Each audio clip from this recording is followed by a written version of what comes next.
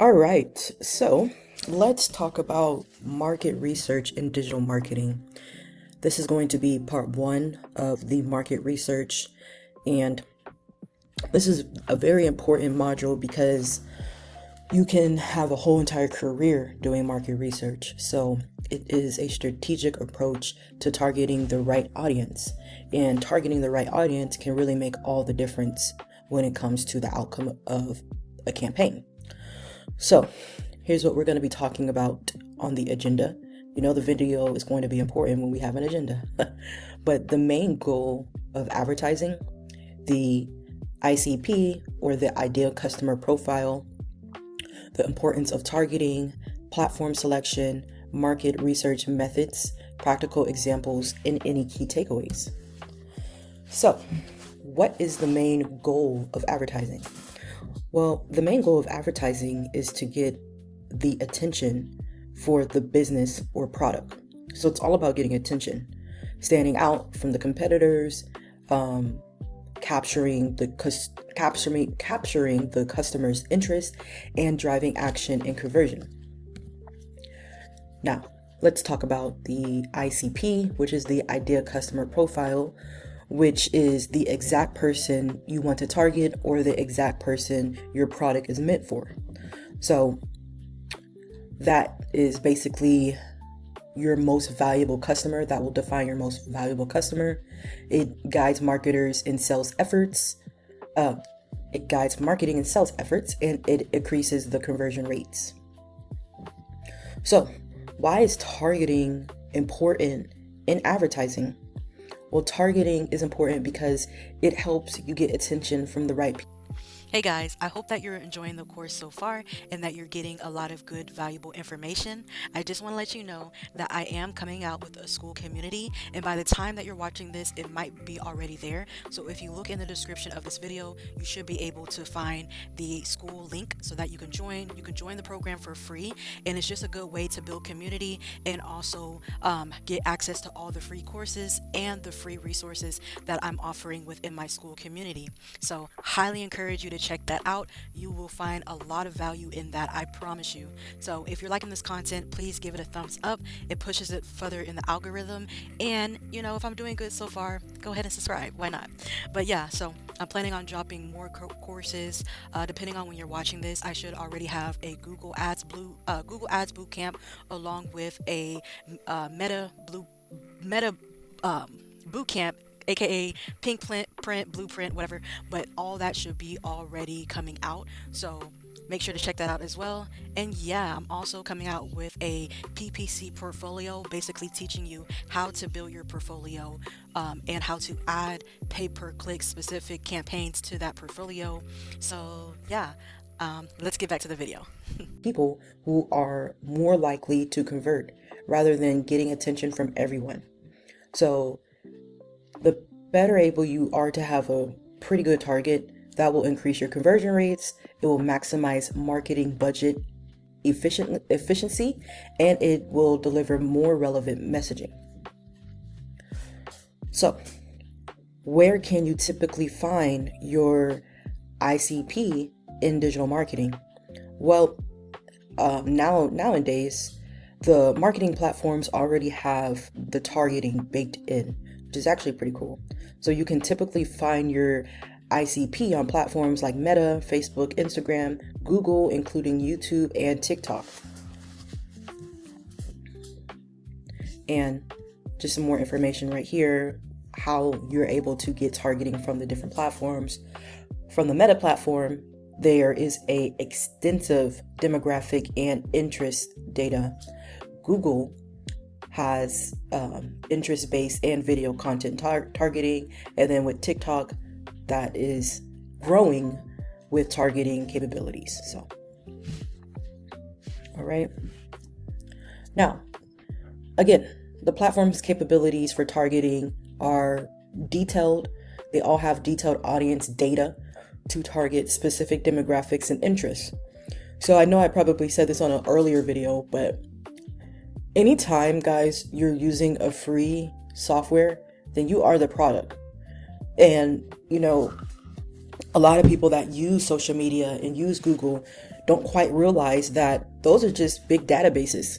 And anytime you make a profile, most people don't read the terms and agreements, but when you sign up for Facebook, for TikTok, YouTube, Google, whatever, you are agreeing to allow them to use your data. So, these platforms have to make money somewhere, and they make money based off of people that run ads. That's where majority of Facebook's money, Google's money, YouTube money, TikTok money comes from. It's from people that are running ads on there. And in exchange, the platforms allow advertisers to use the data. So from the data, we're able to target by demographics, which is age, gender, location, and income. We're able to reach audiences based off of interest and behavior, like Nike shoe enthusiasts.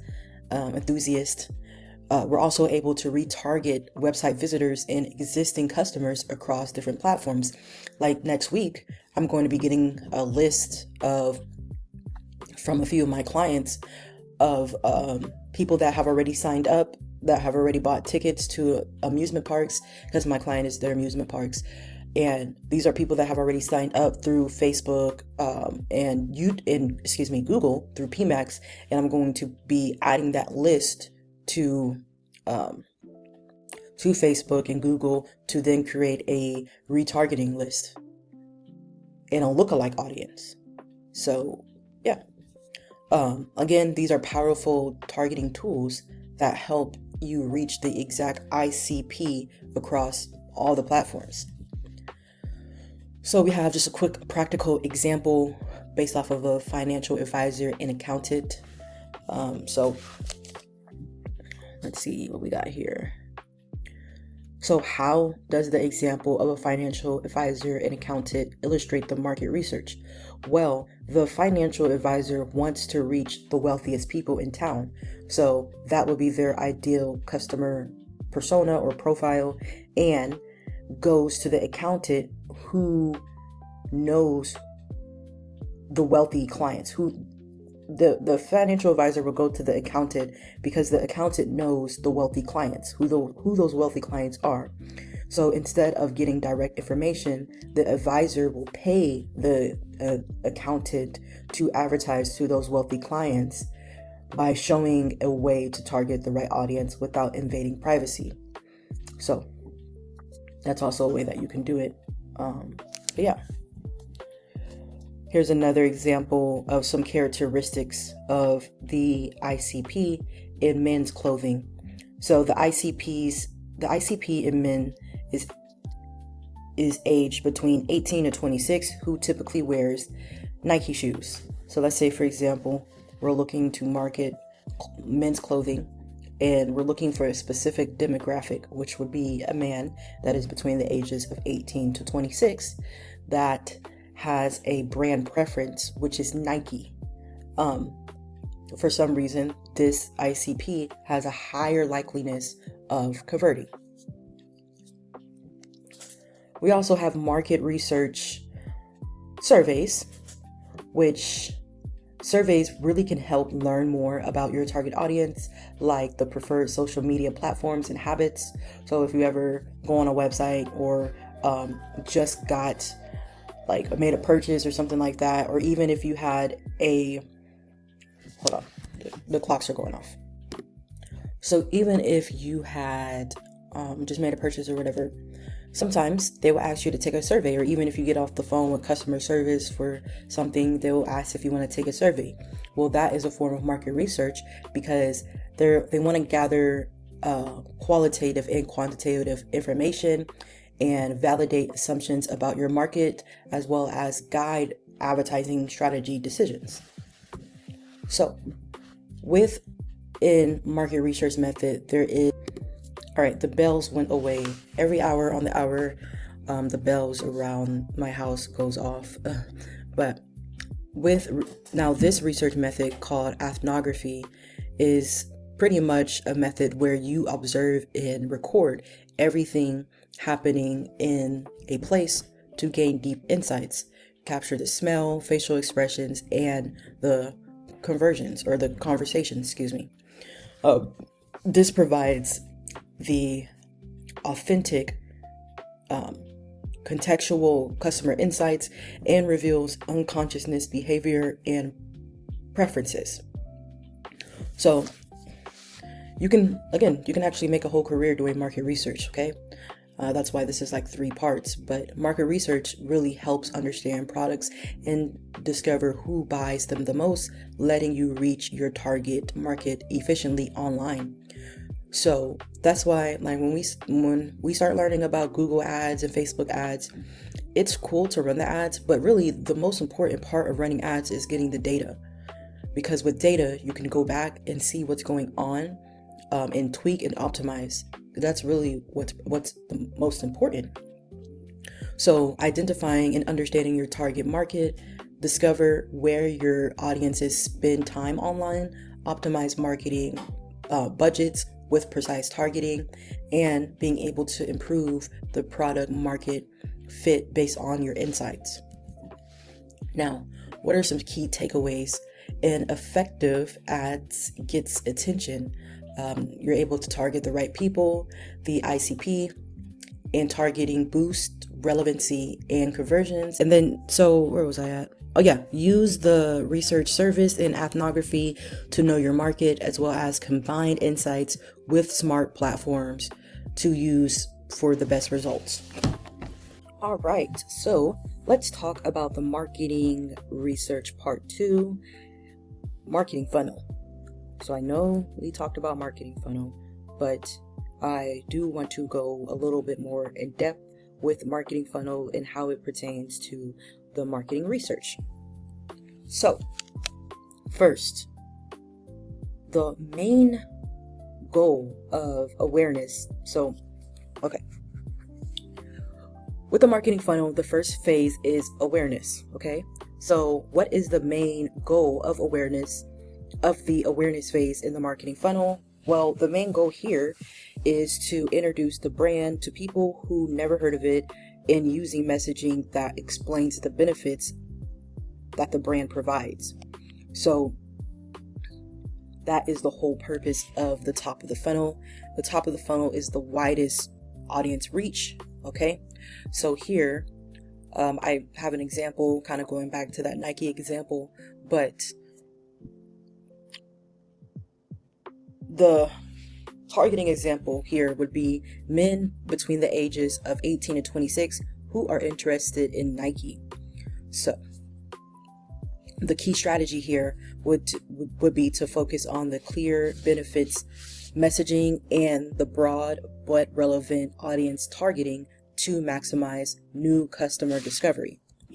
Then we have the consideration phase, which the messaging here should address objections about quality and price through detailed product information. This is also would be a good time to have social proof, so you should use testimonials, reviews to build credibility and overcome purchase hesitation. And then you can do retargeting approach, so this will show consideration ads to users who engage with the awareness content for a deeper brand engagement. Okay, so that is more so the middle of the funnel. All right, now the bottom of the funnel, we have conversion phase, which the whole goal of the conversion phase is aimed to encourage purchase with acquisition offers to users who are familiar with the brand and the product. So that's where you will see like 30% off, limited time for new customers only, things like that, to try to get that push. Okay. Another that will be an offers kind of strategy would be to create limited time discounts, but also with targeting exclusions, you want to exclude any past purchases to maintain brand value and prevent discount exceptions. So Facebook and Google allow that. So you can include an audience and you can also exclude an audience. So going back to what I'm going to be doing next week for one of my clients is adding their CRM list from, I think it was maybe September or August. their customer list, and a few of the lists are going to have the customers that had already bought, and then a few of them are actually going to exclude that list. Okay, so it just depends, but the conversion optimization would focus on removing any final barriers to purchase by addressing any lingering concerns and creating compelling reason to act now. So the bottom of the funnel is the most qualified. That's also when it gets the narrowest. So I always say 80% of your profits going to only come from 20% of your audience. Okay. Now that is the marketing funnel as of right now. So here's a summary and the key takeaways. The marketing funnel insights. So marketing funnel audience strategy. The funnel narrows the audience. It narrows as you go from awareness to conversion, targeting progressively more qualified prospects, and the exclusion benefit, which is cool with the recommended platforms to the right, because you're able to use exclusion to optimize your spend and effectiveness. So you're able to exclude past purchasers from awareness campaigns because they already bought it. Why do they need you to reintroduce who the company is when they already bought from the company? Same thing. So retargeting engage users with consideration messaging, protect brand value by excluding purchases from discount offers. And there you have it. That is part 2 of the marketing research, focused a little bit more on the marketing funnel. All right, this is part 3 of market research. We're going to be talking about the audience targeting and marketing signals. So, what are audience signals? Well, the audience signals helps marketers deliver the right message to the right person at the right time. So that's the whole goal of using audience signals, is how can we get the right message at the right to the right person at the right time, ensuring effective use of the marketing budget by targeting people who are interested in the product. You ever been on Facebook or Instagram or even watching TV and the ad is like spooky accurate? You feel like that commercial that you watched on TV or that ad that you just scrolled past was literally talking to you? Well, that's not by coincidence. That's not by accident.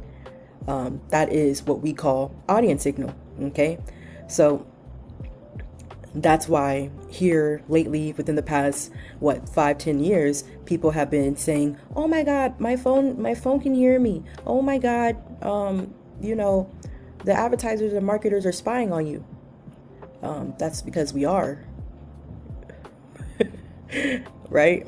Well, I'm not spying on you, but Facebook is, your TV is, Google is, TikTok is, Instagram, yeah, they are. Because again, like I said earlier in the video, I think it was the first marketing research video, anytime that you don't have to pay for a service, you are the service.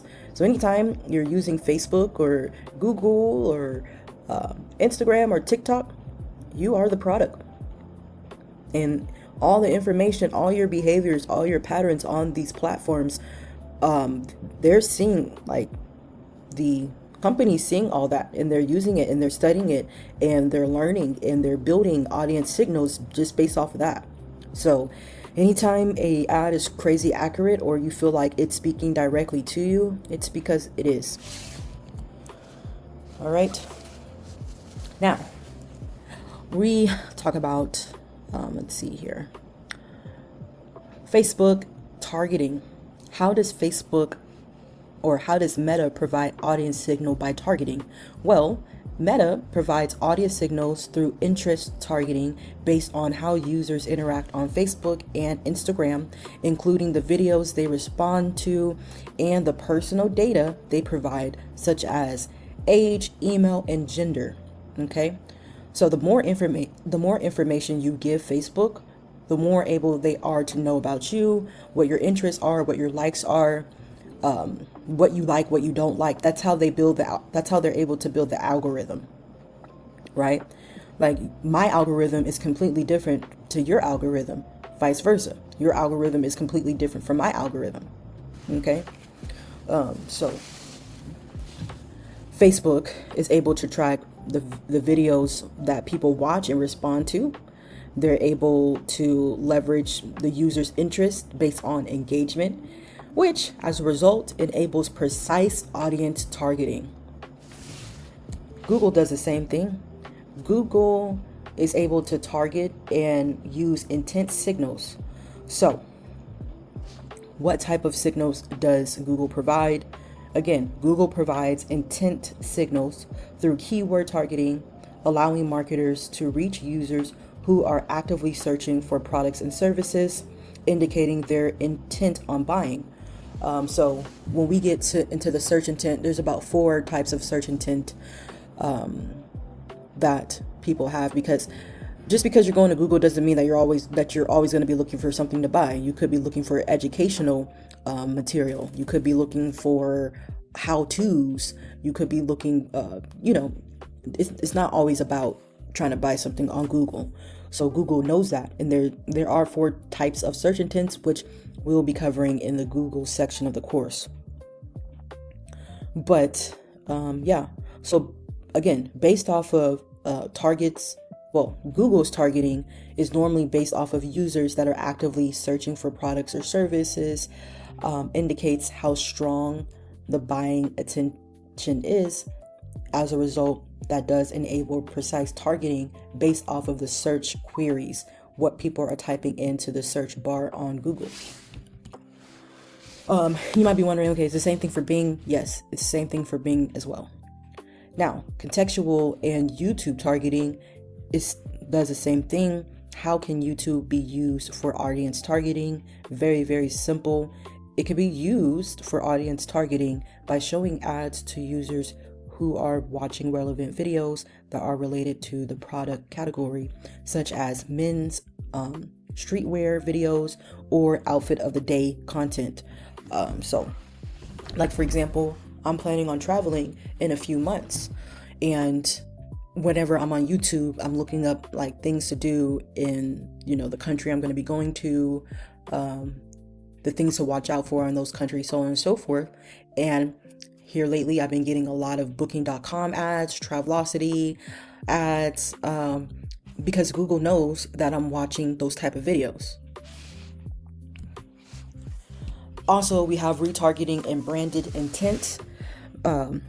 So what does branded intent mean as far as within Google, in the content of Google search? Branded intent refers to someone that searches for a specific brand name that's indicating a high level of interest in that specific brand, which can be targeted through Google search ads. So that is a thing as well. For the clients that I have, we run 2 types of campaigns. We have the branded campaign and the non-branded campaign. The branded campaign is more so focused on that brand's name, specifically like putting keywords that are the brand's name and targeting that brand. Okay. So that definitely helps, especially with identifying high interest in that particular brand. So let's say, for example, I'm running ads for Dollywood. Dollywood is an amusement park that is located in, I believe, Tennessee. And so in my ad groups, I'm going to be having Dollywood keywords. So Dollywood amusement parks, Dollywood resort, things like that. Okay, so now how can we use retargeting after users visit a website but they end up bouncing? Well, retargeting can be done on a platform like Meta by showing ads to users who visited the website but bounced, kind of reminding them of the brand and offering incentives like discounts to ensure conversions. So that's a way that we can use retargeting for. From what I've seen so far with the agencies that I've worked with, we normally do retargeting for Meta, for Facebook. I haven't really seen it be done for Google. except for PMAX, I think, which is Performance Max. Now, what is the importance of what is an ideal customer profile, and why is it important? Well, we talked about the ICP in the market research number 1, but let's quickly revisit that. An IPC refers to the characteristics of the target audience, which is helping marketers understand these people, where these people spend time online, and what audience signals to target for effective marketing. So before you run an ad, before you start running campaigns, you have to have some idea of, who your ideal customer profile is. And the better able you are to come up with who your ideal customer is, the better able you're going to see results. And if you have 3 types of ideal customer profiles, then you will need to make 3 different campaigns that are targeting those specific customer profiles. So you have to identify where your customer spends time online, whether that's Facebook, Google, TikTok, YouTube, Reddit, LinkedIn. From there, you can determine which audience signals to target. As a result, that will really help maximize your marketing budget efficiently and increase the likelihood of conversion. All right. So, how does understanding the marketing signals help? How does understanding the marketing funnel help in targeting the audience signals?